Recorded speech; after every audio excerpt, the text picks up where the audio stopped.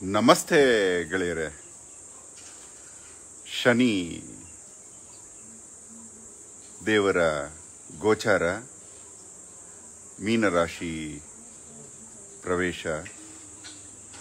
ಈ ಅದ್ಭುತವಾದ ದಿನ ಶನಿದೇವರ ಅಮಾವಾಸ್ಯೆ, ಶನಿವಾರದ ಅಮಾವಾಸ್ಯೆ.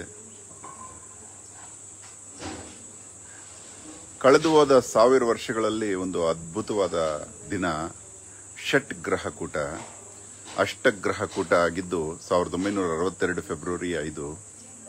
ಅದಾದ ನಂತರ ಷಟ್ ಗ್ರಹಕೂಟದಲ್ಲಿ ಶನಿದೇವರ ಗೋಚಾರ, ಅಂದರೆ ರಾಶಿಯಿಂದ ರಾಶಿ ಪ್ರವೇಶ. ಇನ್ನು 7.5 ಬಗ್ಗೆ ನಿಮಗೆಲ್ಲ ಹೇಳಿದೆ. ಇಂಥ ಸಮಯದಲ್ಲಿ ಕರ್ನಾಟಕದಲ್ಲಿ ಆಂಧ್ರ ಪ್ರದೇಶ್ ಬಾರ್ಡ್ರಲ್ಲಿ ಚಿಗರೇಗುಂಡ್ಲಪಲ್ಲಿ ಅಂತ ಒಂದು ಪ್ಲೇಸ್ ಇದೆ. ಇಲ್ಲಿ ಘಟೋತ್ಕಚಕನ ವಾಸ ಇತ್ತು. ಈ ಕಲ್ಲುಗುಂಡುಗಳಲ್ಲಿ ಏನೋ ಒಂದು ಮಹಿಮೆ ಇದೆ, ರಾಮರ ಆವಾಸ ಇದೆ. ದಶರಥನಿಗೆ ವಸಿಷ್ಠರು ಬಂದು ಹೇಳ್ತಾರೆ, ನಿಮಗೆ ಶನಿದೇವರ 7:30 ಶನಿ ಆರಂಭವಾಗಿದೆ ಅಂತ. ಆ ಸಂದರ್ಭದಲ್ಲಿ ನಿಮಗೆ ತೋರಿಸ್ತೀನಿ ಬನ್ನಿ. ನೋಡಿ, ಅಲ್ಲಿ ಎದುರುಗಡೆ ಕಾಣ್ತಾ ಇದೆಯಲ್ಲ,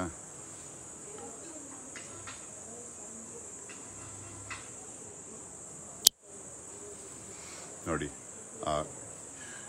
ನಮ್ಮ ಕರ್ನಾಟಕದಲ್ಲ, ಈ ವಿಶ್ವದ ಎಲ್ಲ ಬೆಟ್ಟಗಳಲ್ಲೂ 2 ಬಂಡೆಗಳು ಸೇರುವ ಜಾಗದಲ್ಲಿ ಒಂದು ಯೋನಿ ಉದ್ಭವ ಆಗುತ್ತೆ. ನೋಡಿ, ಅಲ್ಲಿ ಕಾಣ್ತಾ ಇದೆ.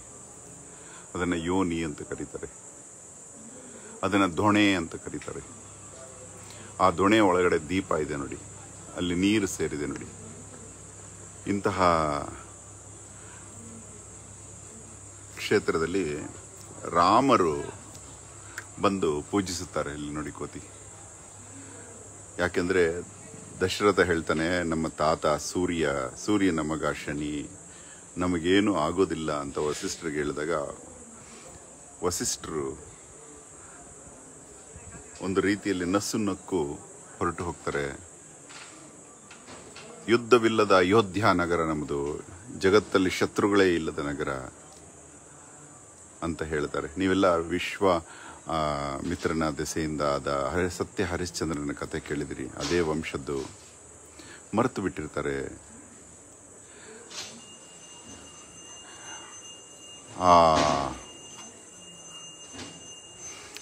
ವಿಕ್ರಮಾದಿತ್ಯನ ಕತೆ ಕೇಳಿದಿರಿ, ನಳದಮಯಂತಿ ಕತೆ ಕೇಳಿದಿರಿ. ಆದರೆ ಈ ದಶರಥನ ಕಥೆಯಲ್ಲಿ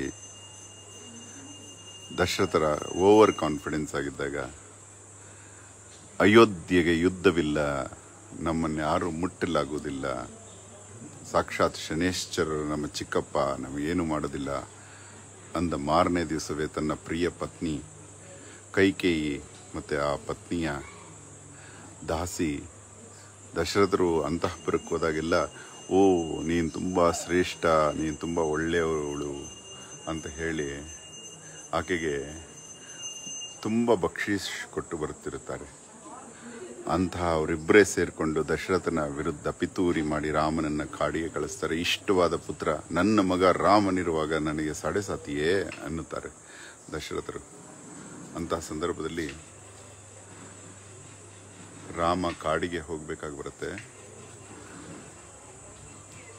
ಆ ರಾಮರು ಇಲ್ಲಿ ಬಂದು ಶನೇಶ್ವರನ ಪೂಜೆ ಮಾಡಿರುವಂತಹ ಸಂಕೇತಗಳು ಕಾಣುತ್ತೆ. ಹಾಗಾಗಿ ಅಹೋರಾತ್ರ ಈ ಊರಿಗೆ ಬಂದ. ಬಾಲ್ಯ ಕಳೆದಿರುವಂಥ ಊರು, ಕಾಲೇಜ್ ಡೇಸ್ನ ಕಂಡ ಊರು. ಬಾಗೇಪಲ್ಲಿ ಪಕ್ಕದಲ್ಲಿ ಈ ಕ್ಷೇತ್ರ ಬರುತ್ತೆ, ಚಿಗರೇಗುಂಡ್ಲಪಲ್ಲಿ. ಬನ್ನಿ, ಇಲ್ಲಿಂದ ನೋಡೋಣ. ಸ್ವಲ್ಪ ದಾರಿ ಬಿಡಿ.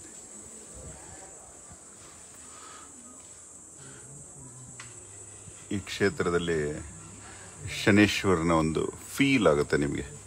ಹಂಗೆ ಶನೇಶ್ವರನ ದರ್ಶನ ಮಾಡಿಸ್ತೀನಿ ಬನ್ನಿ.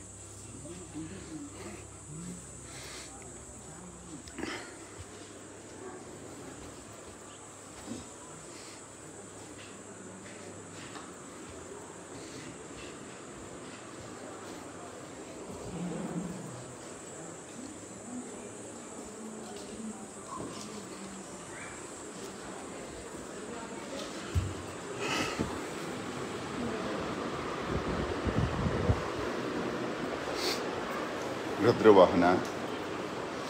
ನೋಡಿ, ಇವತ್ತು ಅಮಾವಾಸ್ಯೆ ದಿನ ಅಲಂಕಾರವಿಲ್ಲದ ಶನೇಶ್ವರರ ದರ್ಶನ ಆಗುತ್ತೆ. ನಿಮಗೆಲ್ಲ ದೇವರ ದರ್ಶನ ಆಗಲಿ ಅಂತ ಭಗವಂತನಲ್ಲಿ ಪ್ರಾರ್ಥಿಸ್ತಾ ಈ ಕ್ಷೇತ್ರ ದರ್ಶನದ ಬಗ್ಗೆ ನಿಮಗೆ ತಿಳಿಸಿದೆ.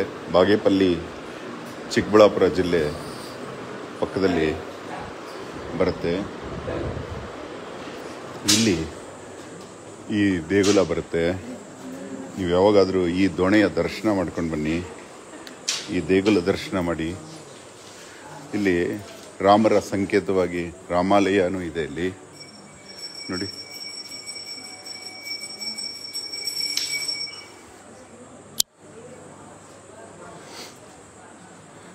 ನಿಮಗೆಲ್ಲ ಈ ಶನಿ ಗೋಚಾರದ ದಿನದಂದು ಶನೇಶ್ವರನ ಆಶೀರ್ವಾದ ಸಿಕ್ಕಿ ಆತನನ್ನು ಯಾರೋ ಅಪಾರ್ಥ ಮಾಡಿಕೊಳ್ಳದೆ ನಮ್ಮನ್ನು ಶುದ್ಧೀಕರಣ ಸ್ನಾನ ಮಾಡಿಸಲು ಬಂದಂತಹ ದೇವರು ಅಂತ ತಿಳ್ಕೊಳ್ಳಿ. ನಿಮ್ಮ ತಾಯಿ ನಿಮಗೆ ಸ್ನಾನ ಮಾಡಿಸ್ಬೇಕಾದ್ರೆ, ಮೈ ಉಜ್ಜಬೇಕಾದ್ರೆ ಚಿಕ್ಕ ವಯಸ್ಸಲ್ಲಿ ಅಳ್ತಾ ಇರ್ತಾರೆ ಮಕ್ಕಳು. ಹಾಗೆ ಆ ಅಳು ಇದ್ರೂ ಕೂಡ ತಾಯಿ ಹಂಗೆ ಉಜ್ಜಿ ಸ್ನಾನ ಮಾಡಿಸ್ತಾ ಇರ್ತಾರೆ. ಆ ರೀತಿ ಶನಿ ನಮಗೆ ನೋವಾದರೂ ಸಹ ನಮ್ಮಲ್ಲಿರೋ ಕಲ್ಮಶಗಳನ್ನು ತೊಳೆಯುವಂತಹ ಒಂದು ಸ್ನಾನದ ಸಮಯವೇ ಪ್ರತಿಯೊಬ್ಬರಿಗೂ 30 ವರ್ಷದಲ್ಲಿ ಬರುವಂತಹ ಒಂದು 7.5 ವರ್ಷಗಳ ಶನಿದೇವರ ಒಂದು ಸಮಯ ಸಾಡೆ ಸಾತಿ. ಇನ್ನು ಮಧ್ಯದಲ್ಲಿ 2.5 ವರ್ಷಗಳು 5 ವರ್ಷಗಳು ಬರುತ್ತೆ. ಅದು ಮುಖ ಪ್ರಕ್ಷಾಳನ, ಕಾಲು ಕೈ ತೊಳೆಯುವಂತಹ ಸಮಯ ಅಂತ ತಿಳ್ಕೊಳ್ಳಿ. ನಮ್ಮನ್ನು ಶನಿದೇವರು ಶುದ್ಧೀಕರಣ ಮಾಡೋದ್ರಿಂದ ಆತ ಅತಿಶುದ್ಧ ದೇವತೆ, ಭೇದ ಭಾವನೆ ಇಲ್ಲ. ದಶರಥನ ಕಥೆ ಯಾಕೆ ಹೇಳಿದೆ ಅಂದರೆ, ದಶರಥ ತನ್ನ ವಂಶದವರಾದರೂ ಬಿಡಲಿಲ್ಲ, ತನ್ನ ತಂದೆಯನ್ನೂ ಬಿಡಲಿಲ್ಲ. ಅವರು ಬಿಟ್ಟಿದ್ದು ಒಬ್ಬರನ್ನೇ, ಆತನಿಗಿಂತ ಮೇಲೆ ಇರುವಂತಹ ವಿಷ್ಣು, ಶ್ರೀ ಮಹಾವಿಷ್ಣುವನ್ನು, ಮತ್ತು ಆತನಿಗಿಂತ ನಂತರ ಬಂದಂತಹ ಶ್ರೀ ಆಂಜನೇಯ ಸ್ವಾಮಿಯನ್ನು. ಯಾಕಂದರೆ ಶನಿಗೆ ಒಂದು ಅಧಿಕಾರ ಇದೆ. ಶನಿಗೆ ಏನು ಅಧಿಕಾರ ಇದೆ ಅಂದರೆ, ತಾನು ಯಾರ್ದು ಮೈ ಮುಟ್ಟುವ ಹಾಗಿಲ್ಲ, ನೆರಳು ಮಾತ್ರ ಮುಟ್ಟಬಹುದು. ನೋಡಿ, ಇಲ್ಲಿ ನೆರಳು ಬಿದ್ದಿದೆ, ಅದು ಅದರ ನೆರಳು ಕಾಣ್ತಾ ಇದೆಯಾ ನಿಮಗೆ? ಇದನ್ನು ಛಾಯೆ ಅಂತಾರೆ. ಯಾರ ಛಾಯೆ ಬೀಳುತ್ತೋ, ಛಾಯಾ ಮಾರ್ತಾಂಡ ಸಂಭೂತಂ ತನ್ನಮಾಮಿ ಶನೇಶ್ವರಂ ಅಂತಿದೆಯಲ್ಲ, ಯಾರ ಛಾಯೆ ಬೀಳುತ್ತೋ ಆ ಛಾಯೆ ಇರೋರನ್ನೆಲ್ಲ ಆತ ಬಿಡೋದಿಲ್ಲ. ಛಾಯೆ ಯಾವಾಗ ಬೀಳುತ್ತೆ ಅಂದರೆ, ನನ್ನಲ್ಲಿ ಟ್ರಾನ್ಸ್ಪರೆನ್ಸಿ ಇಲ್ಲದೆ ಇದ್ದಾಗ, ನನ್ನಲ್ಲಿ ಪಾರದರ್ಶಕತೆ ಇಲ್ಲದೆ ಇದ್ದಾಗ. ಹಾಗೆ ಛಾಯೆ ಬೀಳುವವರಿಗೆಲ್ಲ ಪಾರದರ್ಶಕತೆ ಇರೋದಿಲ್ಲ. ಒಳಗಡೆ ಈ ವಿಚಾರಗಳನ್ನು ಹೊರಗಡೆ ಗೆಡುವುದು. ಮಹಾತ್ಮ ಗಾಂಧಿಯವರು ಸತ್ಯಕತೆಯಲ್ಲಿ ತನ್ನ ಎಲ್ಲ ಚಿಂತನೆಗಳನ್ನು ಹೊರಗಡೆ ಹಾಕ್ತಾರಲ್ಲ, ಹಾಗಾಗಿ ಆತ ಛಾಯೆ ಇಲ್ಲದ ವ್ಯಕ್ತಿ ಆಗೋಕ್ಕೆ ಪ್ರಯತ್ನಪಟ್ಟರು. ಆದರೆ ಶೂನ್ಯ ಛಾಯೆ ಆಗಿದ್ದು ಹನುಮಂತರು.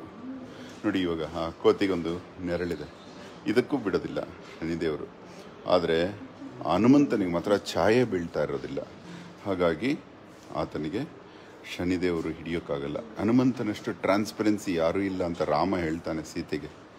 ಆತ ಪಾರದರ್ಶಕ ವ್ಯಕ್ತಿ ಸೀತೆ, ಆತನಲ್ಲಿ ಒಳಗೊಂದು ಹೊರಗೊಂದು ಇಲ್ಲ ಅಂತ ಮಹಾನ್ ಮಹಿಮಾ. ಶನಿದೇವರು ಮುಟ್ಟಲಾಗದ ವ್ಯಕ್ತಿ ಅಂದರೆ ಹನುಮಂತರು. ಇದನ್ನು ತಿಳ್ಕೊಂಬಿಡಿ. ನಮ್ಮಲ್ಲಿ ಪಾರದರ್ಶಕತೆ ಶೂನ್ಯ ಪ್ರವೇಶವಾದಾಗ, ಅಂದರೆ 0 ಲೆವೆಲ್ಗೆ ಹೋದಾಗ, ಅಂದರೆ ನಮ್ಮಲ್ಲಿ ಏನು ಬಚ್ಚಿಡದೆ ಇದ್ದಾಗ ನಮಗೆ ಶನಿದೇವರು ಮುಟ್ಟಲಾಗೋದಿಲ್ಲ. ಛಾಯೆ ಅಂದ್ರೇನು? ಛಾಯೆ ಅಂದರೆ ಆಸೆ ಇರುವವರಿಗೆಲ್ಲ ಛಾಯೆ ಇರುತ್ತೆ. ಹಾಗಾಗಿ ಇಷ್ಟು ಹೇಳ್ತಾ ಈ ವಿಚಾರವನ್ನು ಮುಗಿಸೋಣ. ಧನ್ಯವಾದ. ಅಹೋರಾತ್ರ.